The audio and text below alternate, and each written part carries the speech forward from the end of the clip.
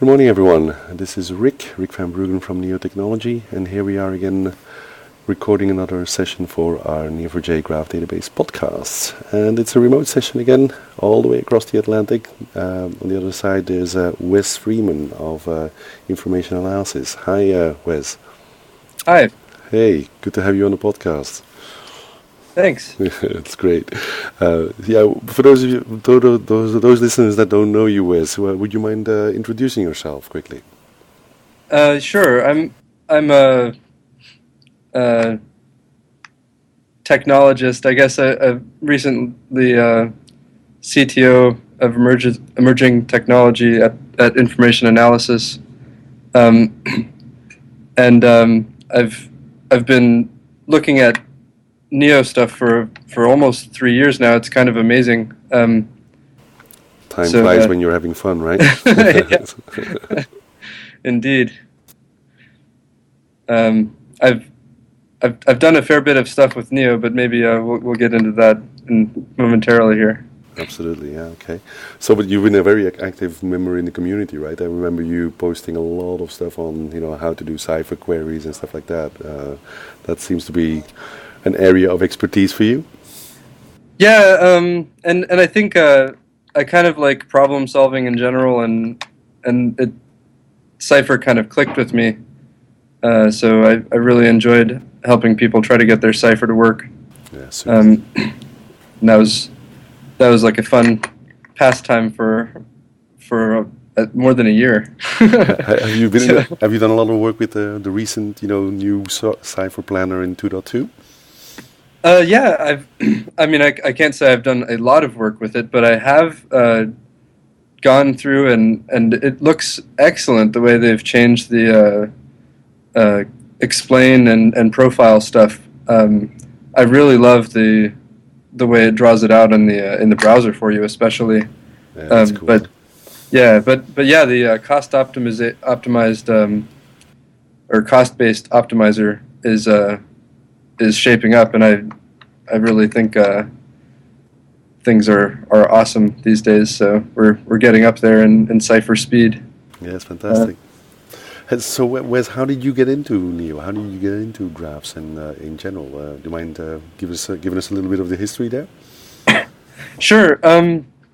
So it all started with a personal project, which is still ongoing. And basically, I was trying to analyze and keep records of decision trees for the game of chess. And oh, wow. and I started, various databases, and I eventually stumbled on MongoDB, and I tried. You can kind of keep a small hierarchy in MongoDB because you can nest the documents. And then what ended up running into problems with was I needed to find out whether I had seen a position in the decision tree before, and when you get like 40 or 50 moves deep, I was basically having to query up the tree in my own, get the parent, and it just wasn't performant. And it just so happened that I was on Meetup, and Andreas Colliger had scheduled the second meetup of Baltimore, D.C. Graph databases, and it was in a library, and I have to say it was a fun time, but there was no projector, so we were all sharing slides around. It was kind of funny, and pretty old school, huh? Very old school, yeah. But it didn't matter. The content was very exciting, and everybody dug into it.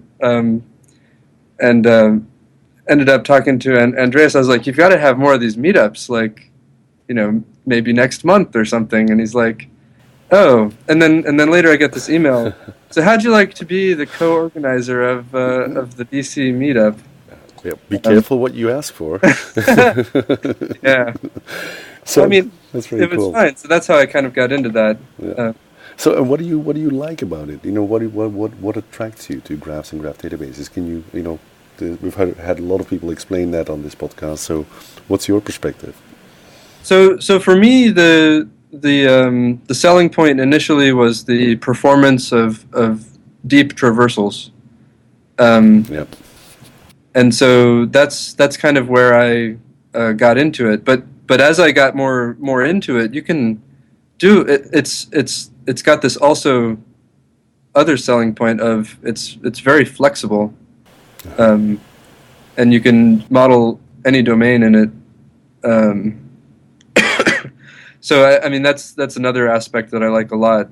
And I like Cipher. Cipher makes things easy to query. Yeah. I also get into the Java API and write some unmanaged extensions. So it's You've been around. I've done all the stuff. Yeah. Very So cool. I haven't just done Cipher, but but it's definitely nice to use when you can. Super. So where do you think where are you guys and where are you guys going to take graphs, and also where do you think graphs are going to go, in the industry, or any perspectives on that? Where do you think we'll be in a couple of years from now? Yeah, I mean, it seems like it's growing like crazy. So that's great. I've seen a lot of people. Like I'm still running the meetup.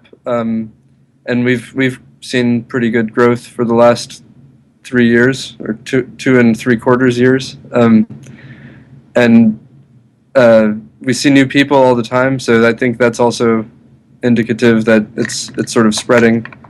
And so I mean, at least in our local area, I can confidently say that it's growing, and I see buzz on the internet. I think. Definitely seems promising. I'm investing my time in it, so we thank you for it.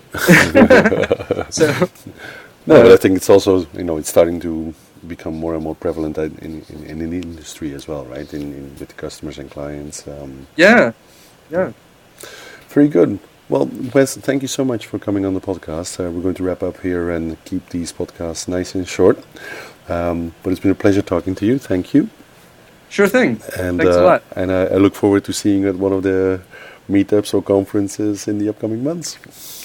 Yeah, I'm sure I will. Thanks, Wes. All right, bye.